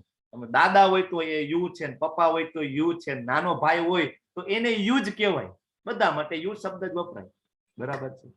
પણ અહીંયા તો ભગવાન આપણને કહે છે પૂજા કરવી જોઈએ. આપણું શાસ્ત્ર છે, આપણું જે કલ્ચર છે, એ એકદમ સ્ટ્રોંગ છે, પણ આપણને વિશ્વાસ નથી, મેઇન પ્રોબ્લેમ છે. તો નાના જે તપ છે ને, એ આપણે કરવા જોઈએ. પ્રભુપાદ લખે છે, બરાબર, નાના તપ કરવા જોઈએ. મનમના ભગવત ભક્તો મધ્યાજીમાં નમસ્કાર કરવું જોઈએ ભગવાનને, બરાબર. અહીંયા કે છે ને પૂજા કરવી જોઈએ, નમસ્કાર કરવું જોઈએ. તો એ એક સાયન્સ છે નમસ્કાર, એનાથી આપણો મિથ્યા અહંકાર છે એ ઓછો થાય, બરાબર. પવિત્રતા, શરીરની પવિત્રતા, મનની પવિત્રતા, સરળતા હોવી જોઈએ, અંદર ને બહારથી આપણે એક ડુપ્લિસિટી ના હોવી જોઈએ. બ્રહ્મચર્યનું પાલન કરવું સૌથી અઘરું છે. અત્યારે કોઈ પણ કોલેજની અંદર, કોઈ પણ યુનિવર્સિટીમાં આત્મા વિશેનું જ્ઞાન નથી આપવામાં આવતું, બ્રહ્મચર્ય વિશેનું જ્ઞાન આપવામાં ક્યાંય આવતું જ નથી. બ્રહ્મચર્યનું પાલન કરવું જોઈએ. બ્રહ્મચાર્ય આશ્રમની અંદર શરૂઆતનો સ્ટેજ જે છે, જે એજ્યુકેશનનો જે સ્ટેજ છે, બ્રહ્મચર્યનું પાલન કરવું જોઈએ, બરાબર. ઇવન આયુર્વેદ શાસ્ત્રમાં કહે છે કે જે કઈ ધાતુઓ બને છે, રસ, રક્ત, માંસ, મેદ, અસ્થિ, મજ્જા અને છેલ્લે શુક્ર બને છે, ઓજ બને છે. એમાંથી ઓજ, અને ઓજના કારણે આખું આપણું જે શરીર છે એ કહેવાય ને કે એનું કહેવાય પાલન પોષણ થાય છે, અને બુદ્ધિ તત્વ ડેવલપ થાય છે ઓજમાંથી. ઓજ ક્યાંથી આવે છે? શુક્ર તત્વમાંથી આવે છે. અને એ ક્યાંથી આવે છે? બ્રહ્મચર્યનું પાલન કરીએ તો આવે છે. આયુર્વેદ શાસ્ત્રમાં 7 ધાતુઓનું વર્ણન આવે છે: રસ, રક્ત, માંસ, મેદ, અસ્થિ, મજ્જા અને શુક્ર. છેલ્લે શુક્ર બને છે, બરાબર. બ્રહ્મચર્ય ખૂબ મહત્વ છે. ભગવાન પોતે જ આપણને કહી ગયા છે અહિંસાનું પાલન કરવું જોઈએ. અહિંસા વિશે આપણે જાણી ગયા, બીજા જીવને આપણે મારી નાખીએ, બરાબર, તો એનું જે પ્રગતિશીલ જીવન છે એમાં આપણે વિક્ષેપ પાડ્યો કહેવાય, તો એનું આપણને પાપ લાગે છે, બરાબર. અહિંસાનું પાલન, આ બધા શારીરિક તપ છે. આપણે આ તપ બધા કરવા જોઈએ. જો 3 પ્રકારના નમસ્કાર છે. તમે ઘણા ઇસ્કોનના મંદિરે ગયા હશો તો ત્યાં બધા પ્રભુજીઓ દંડવત પ્રણામ કરતા હોય છે, દંડની જેમ પડી જાય, ભગવાનની ડાબી સાઈડમાં મોઢું રાખે, બરાબર, અને દંડવત પ્રણામ કરે. માતાજીઓ બધા પાંચાંગ પ્રણામ કરે. અહીંયા નીચે જે છે અહીં જોવો છો તમે, માતાજી પ્રણામ કરે છે, દંડવત પ્રણામ કરે છે. તો ભગવાન કહે છે ગુરુની પૂજા કરીએ. શું કામ આપણે કરીએ છીએ? તમને બધાને એમ થાય કે ડાયરેક્ટ કૃષ્ણજીની પૂજા કરીએ, ના ચાલે ભાઈ.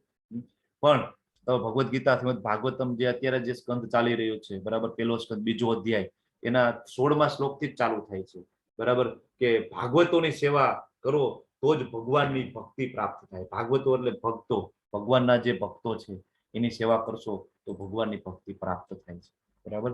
પછી આગળ આવે છે ભગવાન અહીંયા વાણીનું તપ સમજાવે છે. જો શરીરની તપની વાત થઈ ગઈ, વાણીની તપ વિશે વાત કરે છે. કેવું બોલવાનું? તો કે સત્ય હોય, સાચું બોલવાનું, બરાબર. સત્યને સ્વાર્થ માટે આપણા ભાષ્ય ઉમેરીને નહીં પ્રેઝન્ટ કરવાનું. બીજાને પ્રિય લાગે એવું અનઉદ્વેગ કર્મ વાક્યમ સત્ય પ્રિય હિતમ ચયત. બીજાને પ્રિય લાગે એવું, હિતા હોય એવું, બીજાને ઉદ્વેગ ના પમાડનારા વચનો બોલવા, વૈદિક ગ્રંથોનો નિત્ય પાઠ કરતા રહેવું વાણીનું તપ છે. આપણે બધા અહીંયા રોજ ભેગા થઈએ છીએ, સ્વાધ્યાય કરીએ છીએ, ખૂબ ઇમ્પોર્ટન્ટ છે, બરાબર. ભાગવતમ વાંચીએ છીએ, ભગવદ્ ગીતાનો પાઠ કરીએ છીએ, તમે બધા જપ કરો છો, તો આ બધું શું છે? વાણીનું તપ છે.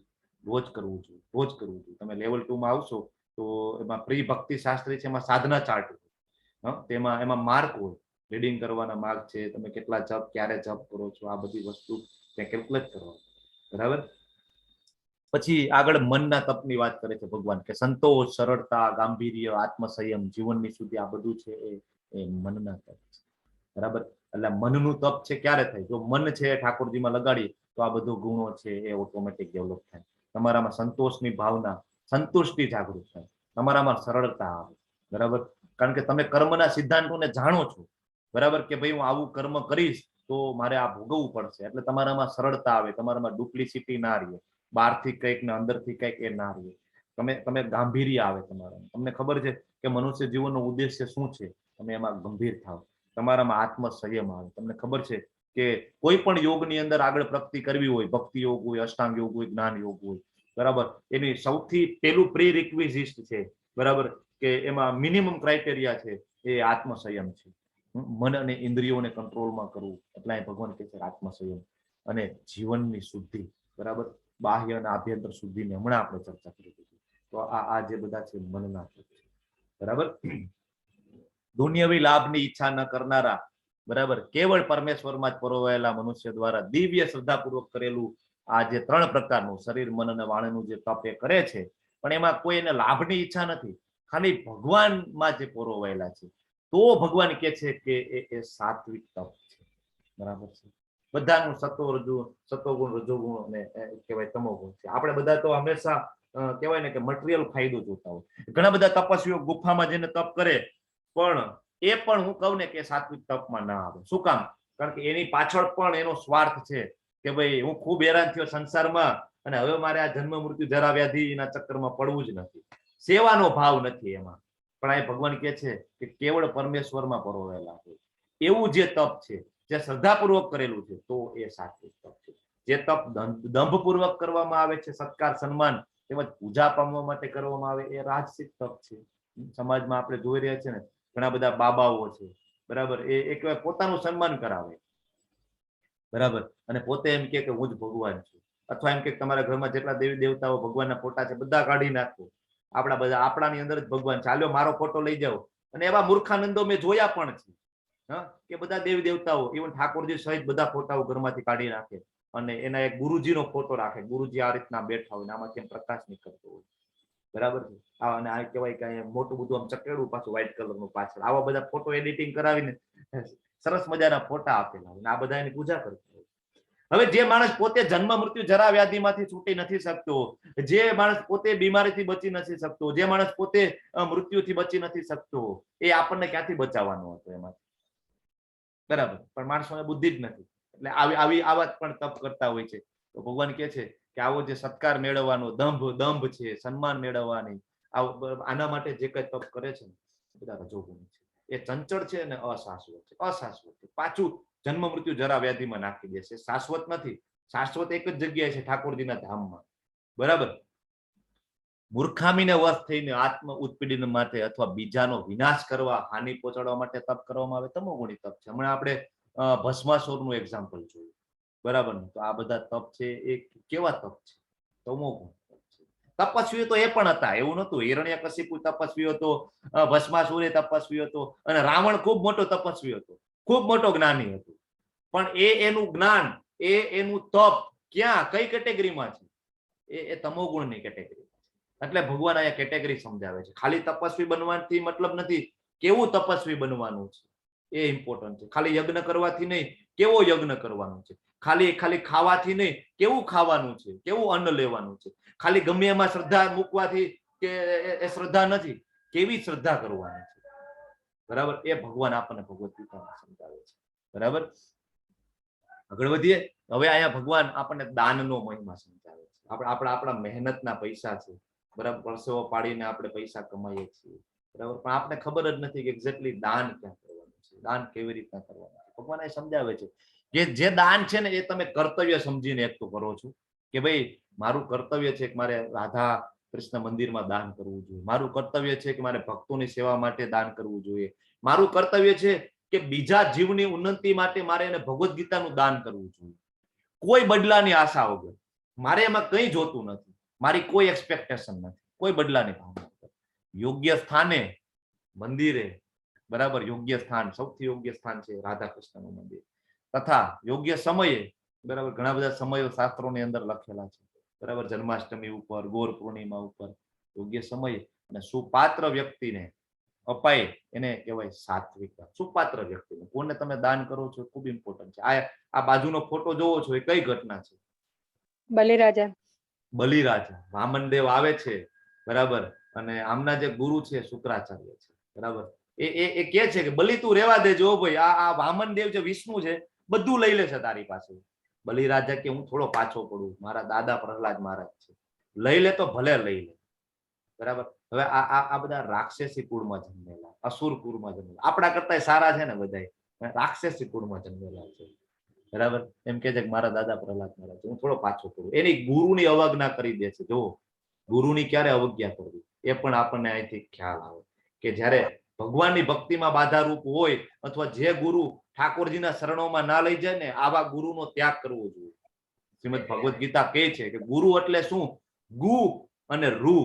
ગુ એટલે જે નારકીય જે ગ્રહો છે, અને રૂ એટલે એમાંથી કાઢે, ભૌતિક જગતમાંથી કાઢીને આધ્યાત્મિક જગતમાં નાખે આપણને, જે ભગવાન શ્રી કૃષ્ણ ચરણોમાં જે આપણને લઈ જાય, બરાબર, એ જે પ્રોસેસમાં આપણને લગાડે એને સાચા ગુરુ કહેવાય.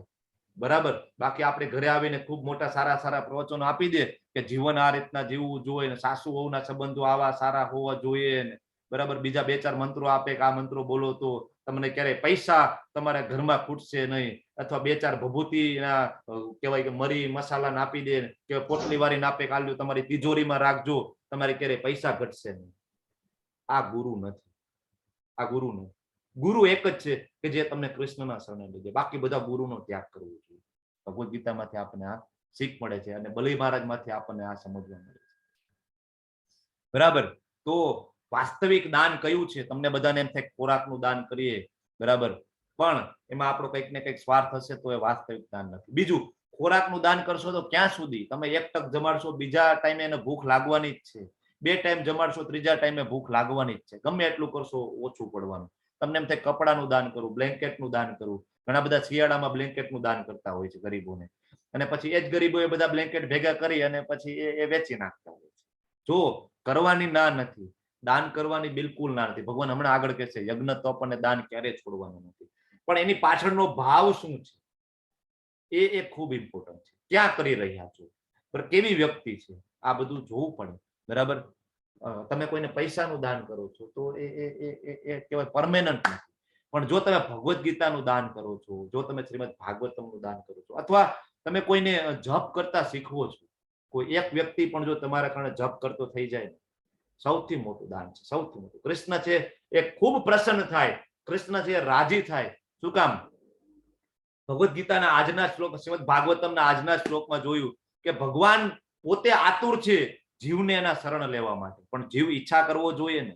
તો તમે જો કોઈ જીવને ઈચ્છા કરાવી દો અને એને એનું જે અસલ સ્થિતિનું જ્ઞાન કરાવી દો, અને જો જીવ કૃષ્ણના શરણમાં જતો રહે ને તો કૃષ્ણ છે ખૂબ રાજી થાય. તો સાચું દાન આ છે કે તમે આ જે કોર્સની પબ્લિસિટીમાં લાગી જાઓ.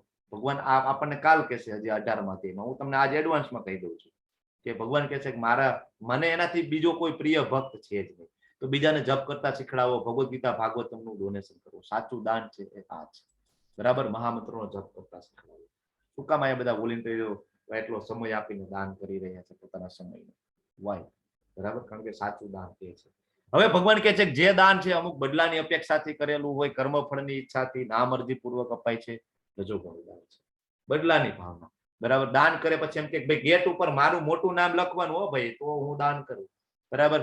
અથવા આપણે કોરોનામાં જોયું કે 1.5 રૂપિયાનું માસ્કનું દાન કરે અને પછી ઓલાને માસ્ક પહેરાવે ને પાછો બધા ફોટો લેતા હોય, અને એ જે ફોટો છે એ પાછો ઇન્સ્ટાગ્રામ ને કહેવાય સ્ટોરીમાં મૂકેલો હોય કે આજે મેં 1.5 રૂપિયાનું માસ્કનું દાન કર્યું છે, કે આજે મેં 1 કિલો તુવેર દાળનું મેં દાન કર્યું છે.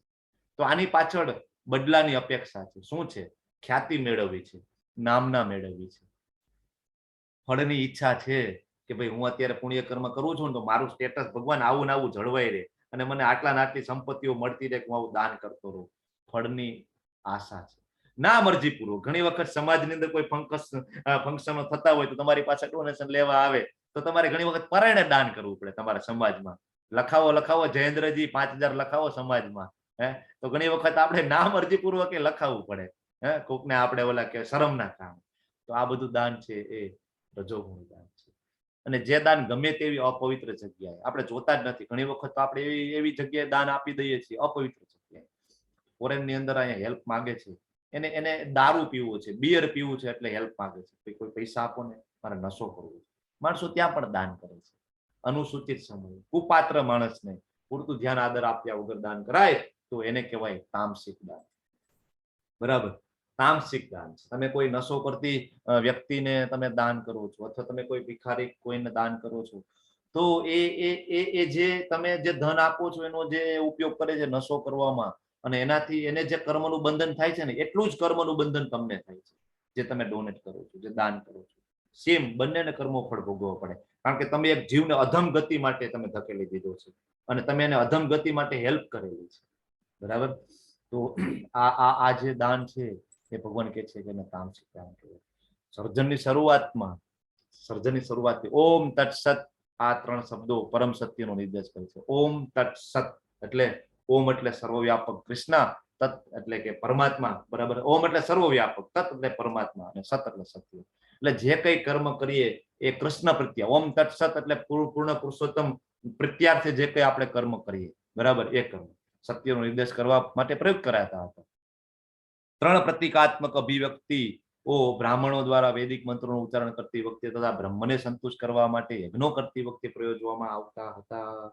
ત્યારે બ્રહ્માજી આદિકાળની અંદર જ્યારે એને કઈ ખબર જ નથી કે શું કરવું, જ્યારે બ્રહ્માજી પ્રગટ થયા ત્યારે તો એને કહેવાય અવાજ આવ્યો તપ.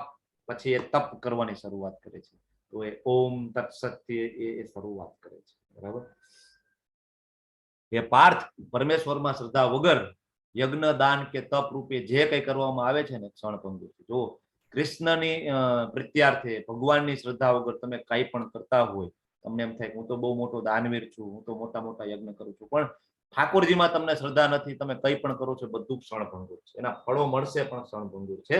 એને અસત કહેવાય છે. આપણે હમણાં સતની વાત કરેલી, અહીંયા અસતની વાત કરે છે. અસત આ તેમજ આગામી જન્મમાં બંનેમાં વ્યર્થ જાય. તમે ગમે એટલું કરો ને દાન, બરાબર, પ્રભુપાદ લખે છે કે તમે જે દાન કરો છો તો શાસ્ત્રો એમ કે છે કે આધ્યાત્મિક ઉદ્દેશ્ય વગર કરેલું કોઈ પણ દાન છે ને એ વ્યર્થ છે. તમે જે દાન કરો છો એનો ઉદ્દેશ્ય છે ને આધ્યાત્મિક હોવો જ જોઈએ. બરાબર, કોઈ પણ જીવને ઠાકોરજીના શરણોમાં લઈ જવા માટે એ દાન હેલ્પ કરતું હોવું જોઈએ. બરાબર, તો જ એ દાન છે શાશ્વત છે. બાકી એ દાન છે એ બધું ક્ષણભંગુર છે. ભગવાન આ કહે છે કે આ જન્મમાં અને આગામી જન્મમાં બંનેમાં વ્યર્થ જાય છે. ઓકે, આ સાથે આ ચેપ્ટર અહીં પૂર્ણ થાય છે.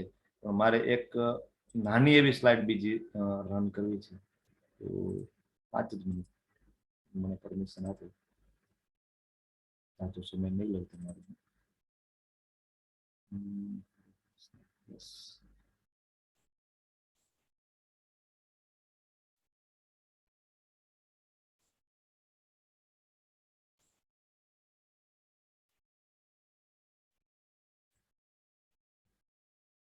ઓકે, સ્ક્રીન વિઝિબલ છે ખરેખર. ઓકે, આ તમારી સામે અત્યારે હું ડોનેશનની સ્લાઇડ રજૂ કરું છું, કારણ કે આપણે દાનનો મહિમા જાણીએ કે ક્યાં દાન કરવું જોઈએ. આપણું મંદિર બની રહ્યું છે શ્રી શ્રી રાધા ગોવિંદ ટેમ્પલ ઇસ્કોન મેંગલુરુ. જો આ કોર્સ ચાલે છે, બિલકુલ નિસ્વાર્થ ભાવે કોર્સ ચાલી રહ્યું છે, કોઈ અપેક્ષા નથી. પણ જ્યારે આપણે જાણીએ કે દાન ક્યાં કરવું જોઈએ, એટલે મારી ફરજ છે કે હું તમને સમજાવું કે એક્ઝેક્ટલી દાન ક્યાં થવું જોઈએ અને કેવી રીતના થવું જોઈએ. બરાબર, અને આપણે જો એ દાન આપણું કર્તવ્ય અને ફરજ સમજીને જો દાન કરીશું તો એ સતોગુણી દાન છે. આપણે આ જે જગ્યા છે એ આપણે પરચેસ કરી લીધી છે. તમે જે જોવો છો તમારી નજર સામે, બરાબર, આટલી જગ્યા, આઈ થિંક 5 એકર જેવી જગ્યા છે, આપણે પરચેસ કરી લીધી છે. અત્યાર સુધી આપણે ઠાકોરજી છે એ નાના એવા કહેવાય એપાર્ટમેન્ટમાં બિરાજતા હતા, રાધા ગોવિંદજી. પણ જ્યારથી આ કોર્સ ચાલુ કર્યો, તો કોર્સ ચાલુ કરવા પાછળ કોઈ સ્વાર્થ નહોતો, પણ કોર્સ ચાલુ કર્યો પછી ઘણા તમારા જેવા ભક્તો છે એ બધા નામની સરસ પ્રભુને કહે છે કે ભાઈ આટલો બધો સુંદર મજાનો કોર્સ ચાલે છે, 5 થી 6 લાખ અત્યાર સુધીમાં પાર્ટિસિપન્ટો એનો લાભ લીધો છે. તો આપણે એવું ના કરી શકીએ કે બધા ભેગા થઈને એક આપણે ઠાકોરજી માટે મંદિર કેમ ન બનાવીએ, જ્યાંથી આપણે જ્ઞાનનો પ્રવાહ આપણને મળી રહ્યો છે. તો એ બધાની વિનંતીના કારણે પછી નામની સરસ પ્રભુ કહે છે ઇટ્સ ઓકે, અને પછી આ મંદિર માટે જગ્યા એનું ભૂમિ પૂજન પણ થઈ ગયેલું છે. આ આપણા સુંદર મજાના વિગ્રહ છે રાધા ગોવિંદજી. બરાબર. તો આના માટે નાની નાની સેવાઓ છે. તમે 1 ઈંટની સેવા આપો તો એ 1500 રૂપિયાથી શરૂઆત થતી હોય છે. તમે 1 ઈંટની સેવા, 2 ઈંટની સેવા છે, 5 ઈંટની સેવા છે, 10 ઈંટની સેવા છે, બરાબર, 1500 થી ચાલુ થાય, 5000, 10,000, બરાબર, 50,000, આવી મોટી મોટી સેવાઓ પણ છે. અને બીજું એક આ લાઈફ મેમ્બરશિપ, લાઈફ પેટ્રોનની એક મેમ્બરશિપ પણ છે, 35,555 રૂપિયા. લાઈફ ટાઈમ માટે તમને એક કાર્ડ મળે. તમે ઇસ્કોનના કોઈ પણ મંદિરમાં લાઈફ ટાઈમ માટે 3 દિવસ રોકાઈ શકો, મિનિમમ મેન્ટેનન્સ ફી ચૂકવીને, બરાબર. તો તમને ત્યાં મંદિરના બધા ફેસ્ટિવલોમાં પણ તમને ઇન્ફોર્મ કરવામાં આવે, તમને ઇન્વાઇટ કરવામાં આવે. અને આ સાથે તમને પ્રભુપાદની બધી બુક્સ ગિફ્ટમાં આપવામાં આવે. શ્રીમદ ભાગવતમ આખું, બરાબર, કે જેની જે કોસ્ટ છે 6,500 રૂપિયા છે. 18 બુક આવે, 12 સ્કંદ, 18 બુક, બધી બુકો તમને આપવામાં આવે મેમ્બરશિપની અંદર, બરાબર. અને જ્યારે તમારો બર્થડે આવે ત્યારે સ્પેશિયલ તમારા નામ જોગ પૂજા કરવાની ઠાકોર, બરાબર. એટલે આ કહેવાય કે ખૂબ સારી આ યોજના છે અને પ્રભુપાદે જ બહાર પાડેલી યોજના છે, લાઈફ પેટ્રોલ મેમ્બરશિપ વાળી. તો એનો પણ તમે લાભ લઈ શકો છો, બરાબર.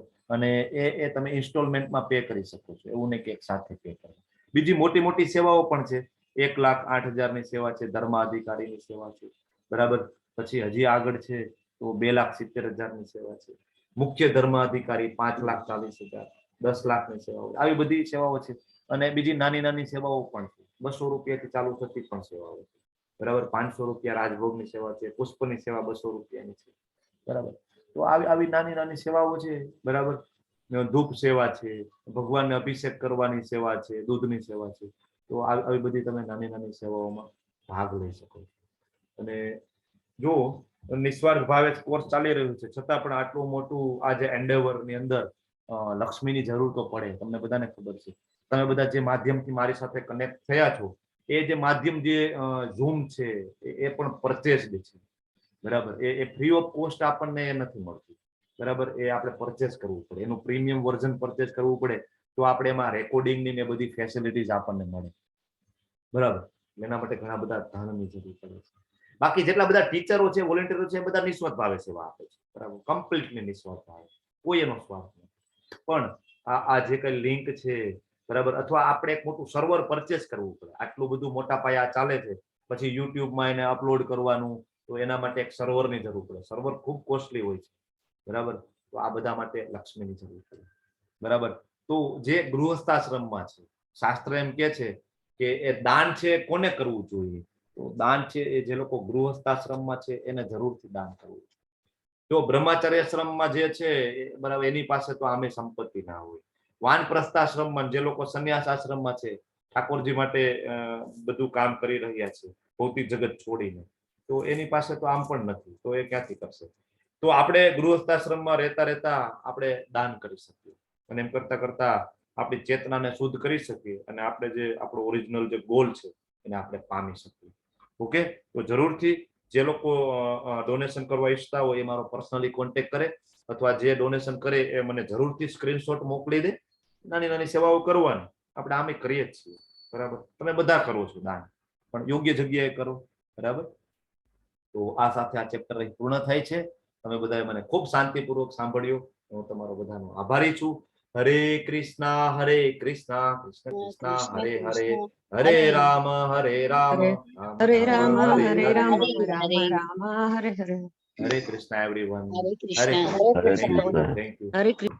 તમારામાંથી કોઈ મેંગ્લોર જાય તો મને ઇન્ફોર્મ કરજો. ત્યાં રહેવાની જમવાની ખૂબ સુંદર વ્યવસ્થા છે, બરાબર. અને ત્યાં તમને ખૂબ આનંદ થશે કે જ્યાં તમને શુદ્ધ ભક્તોનો સંગ મળશે, બરાબર.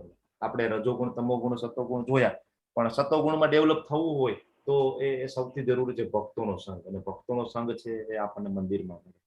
મંદિરે આપણે જાય, ધીમે ધીમે એના ગુણો આપણામાં આવતા જાય, આપણને ખબર પડે કે આમ કરવું જોઈએ, આમ કરવું જોઈએ. તો જરૂરથી જજો. ઓકે, હવે આપણે બધા સાથે મળી અને એક જપ કરી લઈએ. તમારા બધાના હાથમાં બીડ બેગ આવી ગઈ હશે, બરાબર છે. મૃત્યુ સંસાર સાગરાત, ભગવાન એમ કે છે કે આ જે મૃત્યુ સંસાર સાગર છે ને, એમાંથી ઉદ્ધાર કરનારો હું પોતે થાઉં છું, હું પોતે આવું છું. પણ આપણે એક વખત આમ હાથ તો ઊંચો કરવો પડશે ને. હાથ ઊંચો કરીશું તો ઠાકોરજી આમ હાથ પકડીને ખેંચી લેશે આપણને. તો આ આપણે હાથ ઊંચો કરીએ છીએ આપણે. ઓકે, જય શ્રી કૃષ્ણ ચૈતન્ય પ્રભુ નિત્યાનંદ, શ્રી અદ્વૈત ગદાધર શ્રીવાસાદિ ગૌર ભક્ત વૃંદ, પ્રભુજી recording Hare of Krishna Krishna Krishna Hare